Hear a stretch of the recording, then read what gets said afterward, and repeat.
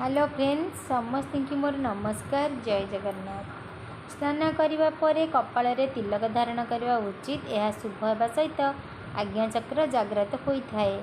पूजा पाठ करने समय कि शुभ कार्य करने समय पूर्व को मुख करने उचित। यह मंगलकारी होता है एवं देवादेवी संतुष्ट होता।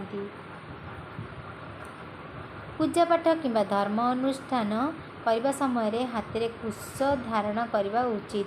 यह द्वारा मन में एकाग्रता वृद्धि होगा सहित आयु वृद्धि होता है। प्रत्येक दिन किसी समय ठाकुर को प्रार्थना करने उचित। यह द्वारा निष्ठा पवित्रता प्राप्त होगा सहित आचरण संयमता आसी थाए।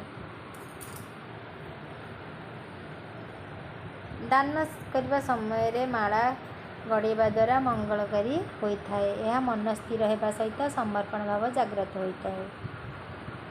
तृतीय नेत्र थिबा देवादेवी को भक्ति और निष्ठार सहित पूजा अर्चना करने द्वारा अविलंबे समस्या समाधान हुए एवं मनस्कामना पूर्ण होता है।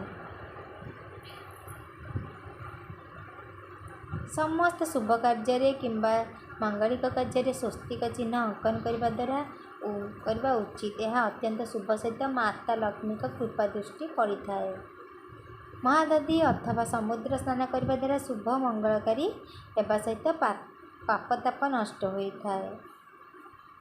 पानी रे केबे भी मलमूत्र त्याग करने उचित नुहे। यह अमंगली होता है एवं मृत्यु पर कुकुर जन्म प्राप्त होता है।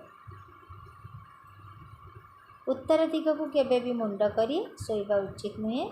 यह अशुभ होता है एवं मस्तिष्कर शक्ति क्षीण होता है। दिन में केबे भी शोइबा उचित नुहे। यह अशुभ होगा सहित आयु क्षीण होता है एवं पाचन शक्ति दुर्बल होता है।